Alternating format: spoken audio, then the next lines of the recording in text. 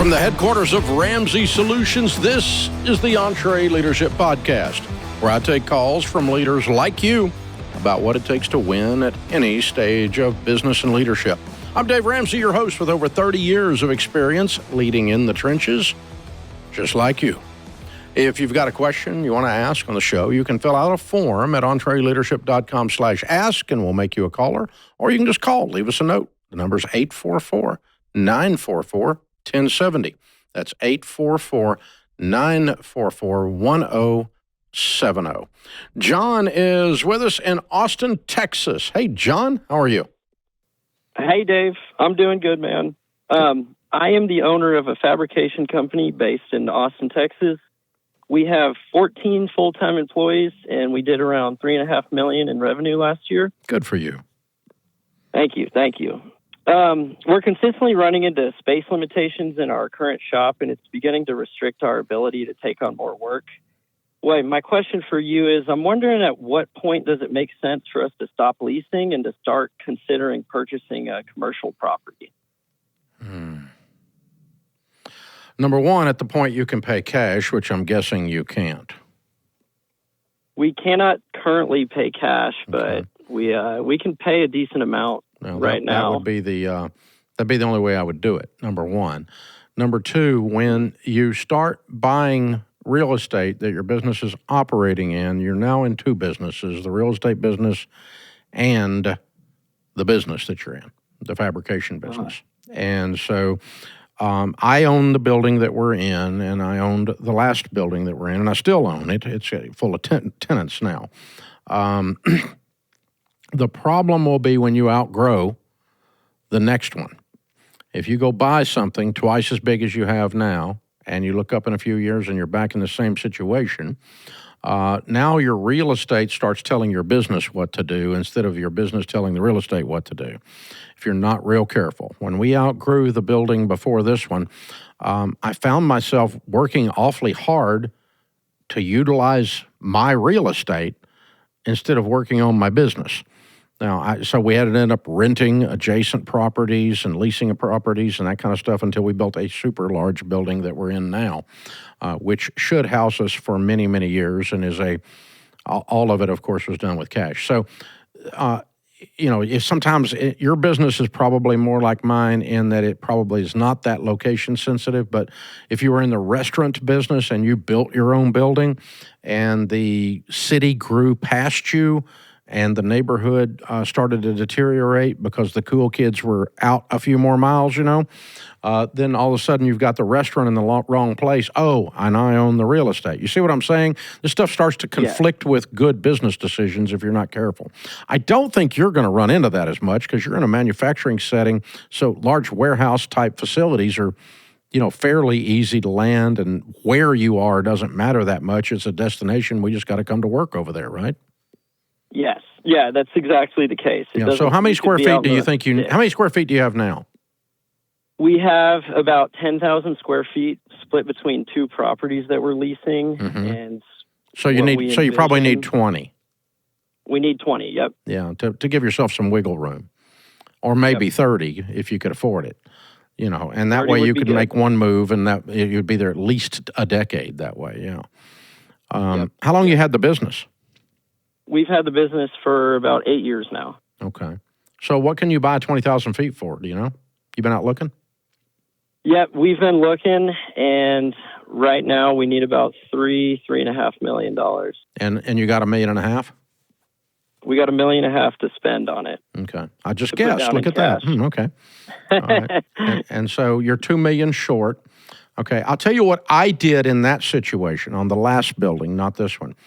I leased a building that's 55,000 square feet, and we took 2 floors of 4 floors, and I was a tenant, but I was his biggest tenant.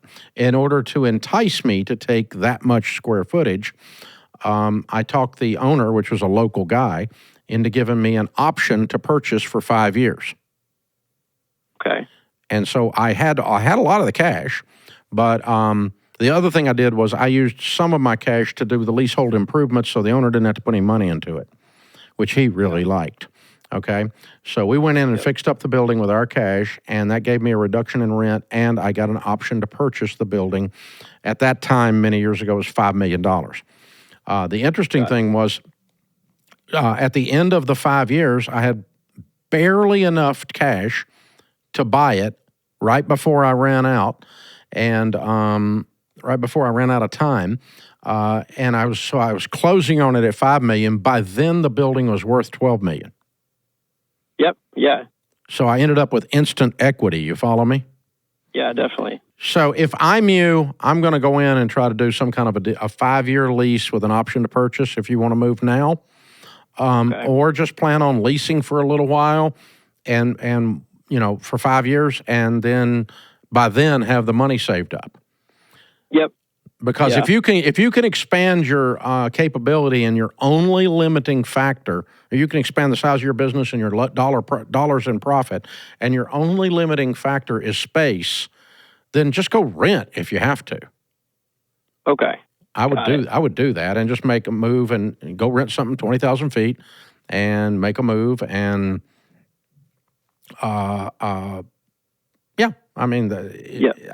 because owning the real estate is not your goal. Your goal is profit.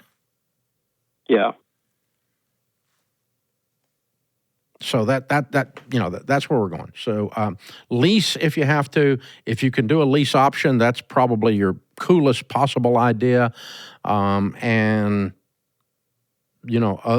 that, but no, I would not buy on debt ever. And be careful.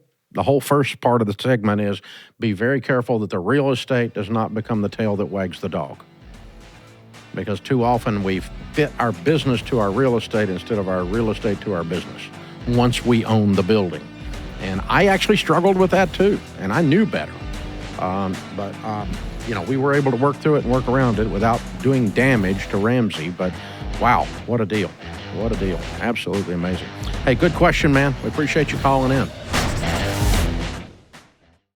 These days, business as usual is anything but. Tariffs make trade policy a moving target, supply chains are squeezed, and your cash flow is tighter than ever. If your business can't adapt in real time, you're in a world of hurt. That's why you need NetSuite by Oracle, trusted by more than 42,000 businesses, including Ramsey Solutions. You need to see what's happening, what's stuck, and what's costing you, and how to fix it. NetSuite is the #1 cloud-based business management suite because it helps your business make the right decisions fast. It brings accounting, financial management, inventory, and HR into one place, so you're not left shuffling a dozen different spreadsheets. That gives you the visibility you need to make quick decisions based on actionable data. And NetSuite AI automates everyday tasks so your team can focus on strategy. It's one system for full control and no guesswork to tame the chaos. And right now, if your business is doing $1 million or more in annual revenue, download NetSuite's free ebook, Navigating Global Trade, 3 Insights for Leaders at netsuite.com/Ramsey. That's netsuite.com/Ramsey.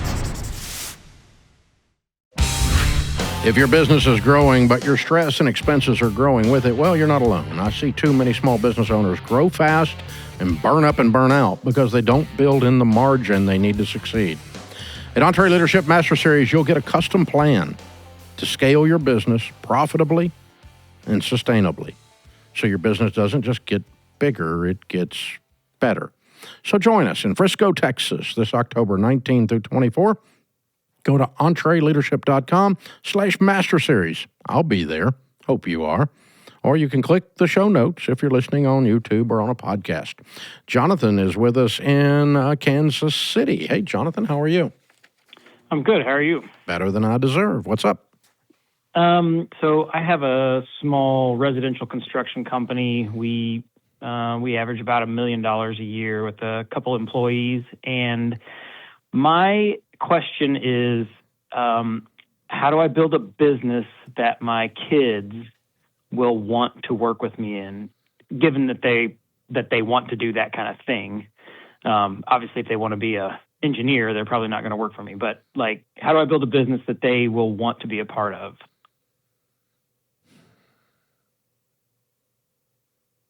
Well, I guess the experience they have with their dad as he runs it will inform them. Mm-hmm. So if they never get to see their dad because of the business, they'll learn to resent the business. Right. If their dad comes home frustrated and angry and cussing every night, well, who would want to be part of that? Mm-hmm. And so, are you enjoying yourself? Does it give you meaning? And are you enjoyable to be around while running this business? And there's times I qualify for that, and there's times I don't. It throughout the scope of 35 years of doing this Ramsey thing, okay? And so there's times that, you're pissed off at the world and, you just want to go hide in the corner when you get home. And there's other times that it was a wonderful day and we helped a lot of people and God's been good to us to give us work that has meaning, right? And so, Right. you got to have more of those days than the others to have somebody want to work here. We taught our kids not to come into our business unless they felt like God was calling them to. Mm-hmm. And my oldest daughter, Denise, did not. She went to work for a ministry for several years when she came out of college in the nonprofit sector. After several years, we invited her to run our family foundation, which is what she's done for the last 15 years, and is not technically a part of Ramsey. She's one of the owners, but she doesn't have a full-time job at Ramsey. She runs a family foundation, which is different, okay? Obviously, Right. Rachel Cruz is one of our personalities and has been engaged in this for a very, very long time. And then my son Daniel came up and entered in the entrepreneurial side, and he's been entrepreneurial, so he was cut for it. So the Bible says, train up a child in the way he should go, and when he's old, he'll not depart from it. The old King James says, in the way he is bent. So how's the kid wired? If the kid is Right. wired in such a way that they need to be an artist, then they don't need to be running a construction company, right? Yeah. And so if the kid is wired in such a way that they need to be a speaker and be on stage, they need to be Rachel, but she doesn't need to be running the gears of Ramsey because she hates that kind of stuff. Yeah. And Daniel doesn't want to be on stage either, by the way. So, the kids fell into positions within our organization or around our organization that fit the way they were bent, the way they are wired. And so that's what you're looking for, and then you make it winsome or appealing by the way you behave and react around the business. And do they want to work with you, kind of a thing. And so... and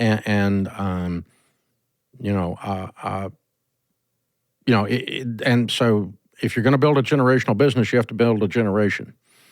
And so one of the things we found as we've investigated family business, studied it for probably 20 years now, off and on, and that family businesses are no more functional than the family is functional. A dysfunctional family will 100% of the time create a dysfunctional family business. Yeah. And so, if y'all are all nuts, then you're going to be nuts at the office. That's what it amounts to. And so we run into that all the time when we're dealing with folks. It's like, you guys, when we're coaching people in EntreLeadership, we run into stuff where, it's the apple doesn't fall far from the tree thing. So anyway, all of that's what I would do. And then I would just talk, what I want for you, my son, what I want for you, my daughter, is what's best for you.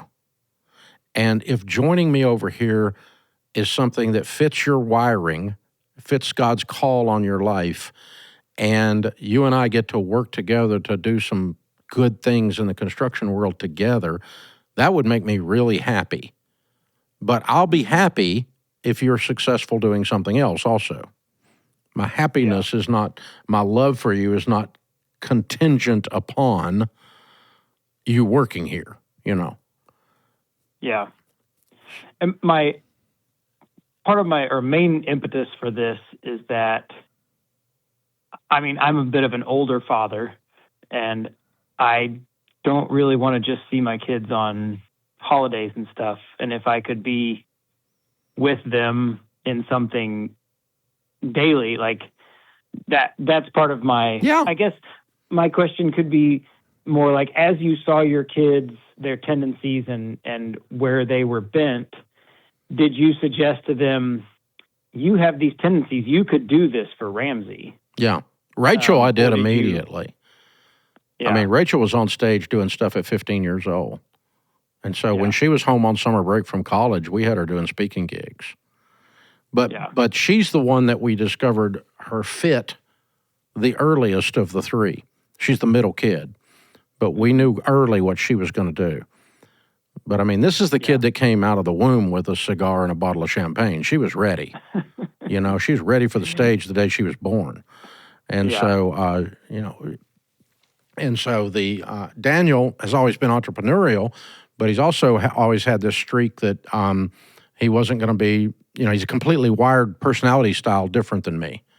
And so he couldn't visualize himself doing what I do from the CEO perspective because he doesn't function like I function. And so he's calmer, much calmer and wiser and all that kind of stuff. So, and so that's, you know, it took him a little while longer to find that groove, so to speak. And and I had to just lay back and let it happen, which was really kind of hard, to be honest with you. Because I knew the more I push, the more I'd push away rather than in. Yeah. So how many kids you got? I have 3, 10, 8, and 3. So I have some runway, you know, to get before they would really be involved. But well, Mom and Daddy were in the real estate business when I was growing up. I got my real estate business when I turned 18 years old, my real estate license, the 3 weeks after I turned 18. Dad built some houses while I was growing up. And so I was on a construction site when I was 12 years old, 10 years old, driving the truck up and down, shoveling the junk out of the houses and swinging a hammer on minor things that I couldn't tear up and that kind of stuff. So you know, we had the opportunity to work in and around the business, and I still love real estate and construction, and probably for that reason. Yeah. And I do kind of some of the, like, I take them with me at times, and, you know, when I feel like it's maybe something they will enjoy, or sometimes it's just whenever you have to go with me, your mom needs some time away from you. yeah, I'm going to put you to work today. Yeah, that kind of thing. So, yeah, cool stuff. Hey, I'm going to send you a copy of the book, Building a Business You Love, The 5 Stages of Business. The 5th stage in business is the succession stage, the legacy stage.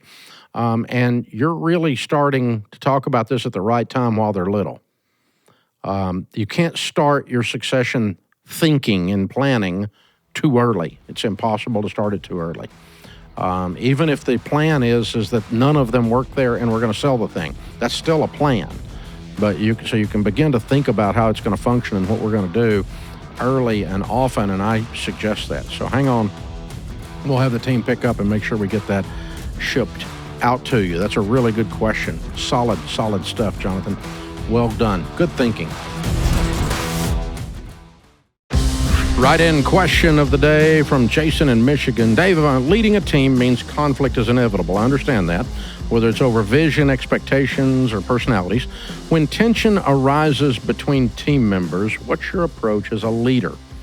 How do you know when to step in directly versus letting the team work it out? And how do you keep culture strong when things get messy? Well, we have some rules, principles, I guess I should say is better, for conflict. One is conflict and arguments are invited as long as we're arguing about which play to call to get the touchdown to win the Super Bowl. Conflict that is personal, where you're putting someone else down or stealing someone else's dignity, that's another problem. Then now we've got a problem with you if you're doing that. And so that's a coachable, teachable moment then for a team member that needs to learn how to argue ideas without tearing everybody down like you're in some kind of a political race or something. And so if you have to destroy the human being on the other side of the argument in order to win the argument, your idea sucks. And the only thing you can do is destroy the person. And now we've got other issues. So if you're winning at all costs, because all we're trying to do is win the game. We're not trying to win by beating each other up. That's not the purpose of it. And so that's a principle here. And so if two of our team members are going at it on a personal level, then we have to sit down and intervene in that, because that's not a culture we're going to allow to function here. And so no, we have to come to a closure on that. And so and I just can't work with him means you can't work here, not him. Because I'm not firing him unless he did something wrong. So just because you got your little feelings hurt and I can't work with him, if he's not done something personal or inappropriate of some kind, you just don't like the person or you don't trust the person and I trust them, then you're the one that's exiting when you say stuff like that. So when someone says something like that, I say, okay, you need to rethink that, because one of the things we're all going to do around here, we might not like the style of someone else, but we have to trust that their intent is the same as ours, which is to help people outside these walls and serve the customer. If you are questioning their intent, then you're questioning their character. And I'm not questioning their character, so you're the one that'll be leaving, not them. If I have to question their character, they got to leave and you'll get to stay. That's fine. But we're not going to have two people who disrespect each other's character. I just don't think he has I think the guy over there leading that area has no integrity. Well, I have not observed that, and I don't agree with that, and I own the place, so that means that you have to leave, not him. That's what I mean by that. That's when I would intervene, and that's how the conversation would sound. Now, if we're just arguing inappropriately, then we can just have some coachable moments, teachable moments on language and on tone, and stop. Hey, here's an idea. Maybe your idea isn't as good, and maybe you need to learn how to accept someone else's idea on something. Or let's try it this way. If it doesn't try that way, then let's try the other way. That's okay. There's lots of ways to work through idea arguments or concept arguments without personally questioning someone's character, integrity, intent, those kinds of things. And so, but if you think their intent is to screw somebody over, to be a crook, then what you're saying is, if I'm willing to leave them here, then I'm endorsing a crook. So now you're not questioning them, you're questioning me, which is time for you to leave. And so I've had that conversation, can you tell? And not lately, but I've had it. And well, I believe in everything we do here except these two things. Well, that's a problem, because these two things are two of the things we do here. And so you don't get to departmentalize your integrity. It's not how this works. And so, it's a really good question you pose, Jason. So the culture is strong when things get messy if we come out of it respecting each other more, even if we don't completely like the approach. Okay, case in point might be, I've got a big technology team, and they're all, by nature, very analytical and very detailed. I am not. So my angle is to throw a grenade in the middle of something, and theirs is to spread fishing line all over it. I don't know, whatever the detail. I mean, lots of detail. That's just two different approaches.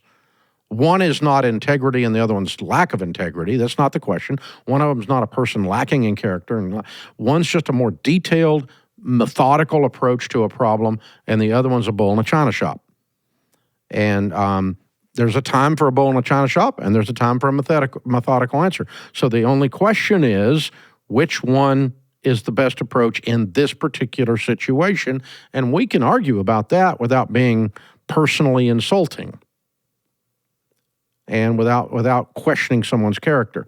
So when things get messy that way, that's one that cleans up itself pretty quick, because we still like each other, I still respect those guys that think differently than I think. I've got a bunch of Gen Zs, and they think different. They grew up with an iPhone in their hand. I didn't. I had a rotary dial phone with a cord to the wall in my hand. So my brain works different than theirs works. They have to respect that I know some things they don't know because I got socks older than them, and I have to respect that their native language is digital, and I'm in a digital world, so I ought to learn from them. So we can just because we come from two different generations, drastically different views on how products work, how customers receive and hear things, all of that. I can learn a lot from them. They can learn a lot from me, and now we can work together, and we can have a good, healthy arguments about all that without impugning and saying, oh, everyone in Gen Z is an entitled snowflake, because they're not. That would be an inaccurate statement. They have their share, but they don't work here. The ones that work here are missional. They're wonderful. And so anyway, how do you know when to step in directly? When the team members are being personal and they're impugning character, or when they haven't got the emotional maturity to work through the conflict without some assistance. And so sometimes dad or mom, so to speak, has to step in and help them, have to be the referee and guide them through this. So, okay, the rules are, it's not personal, it's not a character impugnment, we're arguing ideas. Ideas are good to argue. It's smart to have conflict over ideas. That's good mental health for an organization. It's not good culture for everyone to question everyone's character at the core. And that's a deal breaker. You cannot stay here if you cannot trust someone in the organization's intent or character. If you've got proof that they have bad character, we may move them along. But if you don't have proof and you just don't like them, then that's on you. Because I'm not firing them because you don't like them. That's not how this works. So that means you're making the choice if you're in that seat to exit. So, you're going to be more involved than you ever thought you would as a leader in these things if you're going to keep your culture pure and clean. I used to laugh in the early days. I said, I feel like I'm running a dadgum beauty parlor. The dadgum stuff is just drama all the time. But nowadays, it's not nearly that bad because we've been functioning with a high-quality culture for so long that people that want to just be drama queens, they self-select and exit. And so they don't fit in. And the rest of the team doesn't want them around, and they know it. And so that's helped. But in the old days, when it was just me trying to sweep the corners out, it was like, golly, I was just trying to get some work done. I'm over here dealing with a bunch of 4-year-olds. So you do have some of those days where you're pissed about it like that. That's part of it. But yeah, intervene if they're questioning character, intervene if they're questioning your character, and intervene if they don't have the emotional skills, the emotional maturity to work their way through something properly, and you have the opportunity to coach them up on that. And that's regardless of their age. Emotional maturity is not an age. It's ability to play well with others. That's what that comes down to. Man, Jason, that's a great question. Thanks for writing that in. I love that. Guys, if you like the show, we appreciate you hanging out. You can help us out by simply following. Click the follow button, the subscribe button, that kind of stuff. That's a big deal. That helps us a ton. Of course, you can leave a nice 5-star review. That's helpful. And you can share the show. Click the share button or cut the link out, send it to a friend, tell people we're here. We would appreciate that very much. It changes our life. It changes the numbers on the internet. A bunch of you have been telling people about this show. We know that because our numbers are way up, and that doesn't randomly happen. And we know we're not spending a bunch on marketing, so it has to be you guys. So again, thank you for sharing, following, subscribing, reviewing 5 stars, all that kind of stuff. Thank you. Andrew's in Albuquerque, New Mexico. Hey, Andrew, what's up? Hey, Dave. It's an honor to be on your show. Well, I'm honored to have you. How can I help? Thanks. Yeah. So I'm the CEO, co-founder, and part owner of a prototype machine shop that my dad and I started a little over 5 years ago. My dad's the main founder and is also a part owner with my mom, who's our bookkeeper. We have grown now to where there are 11 of us total working in the company, with the top line just over $2 million. Wow, good for you guys. Yeah, thanks. And my question is, given that we are $1.6 million in debt, how do I go about adding more skilled team members in an environment that is increasingly becoming more difficult to find talented workers with rising wages and a commitment to pay off debts while not losing the big mo in the process? Well, I mean, skilled workers require pay. And if you're going to grow that side of the business, you're going to pay for them. It's that simple, because they're not going to work for half of what they could work across the street for. Right. And so that's a simple equation. In your world, it's a machinist. In our world, it's a technology person usually. Software engineers and such. For years, we were short on those. We've about gotten ahead of the curve finally, but for many years, we couldn't get enough technology people in the building as fast as the initiatives that we had to roll out. We were always short of skilled labor, so to speak. So the first thing we had to do is we had to say, can we be profitable paying market or slightly above market wages for that position? Does that position ROI? Can you make money adding a machinist on that machinist today at today's rates? Can you? Yeah. Okay. Yep. So you can ROI the position. You can get a return on investment by bringing on these people, right? Okay. So now we know you can pay. And so rising wages is a non-issue, because rising wages just means rising prices of my product, because I've got to charge enough for my product to pay my people and still make a profit. And so wages are built into product price 100% of the time. No product is produced without wages built into the product price. And so when you increase the cost it takes to build a car at Ford, then you can expect Ford sticker price to go up in the window 100% of the time. And it doesn't matter if you say the word union or not. It's still 100% of the time part of your cost of goods sold is labor. It's an accounting math thing. So anyway, all that speech aside, then how do you find them? We have found them by using the ones that we have that are good to spread the word in the community. Because your machinists know the other guys in the machinist world. They know the other ones that work at the other places, and they know the ones that are not good. They're people of bad character. They don't want to work. They steal. They're lazy. They're toxic. They know them, and they know the guys that are really good men. This is a good family man. He takes care of his family. He goes to church. He's a good man. He works hard. He's good at the machine. They know those guys, and I would pay them a bounty. I do pay them a bounty for bringing them in, and basically, and it's very weird that these communities of skilled workers do stay in contact with each other. They know each other from the last 3 jobs they were on. And, and so that's the first thing is I would pay them a bounty. If you've got a guy that's an absolute thoroughbred on your team and you want more that look just like him, tell him, I want some more that look just like you, and I'll pay you $1,000 if you send one over here. And if they come over here and they stay 90 days and they came here because you referred them and you tell me that, I'll give you $1,000. That's what we do. And so thoroughbreds attract thoroughbreds and hang out with thoroughbreds and know other thoroughbreds. They also know what a donkey looks like, and they'll tell you to stay away from them. Yeah. The second thing you can do is you can get into the world of recruiting. We've never had much luck with outside recruiters.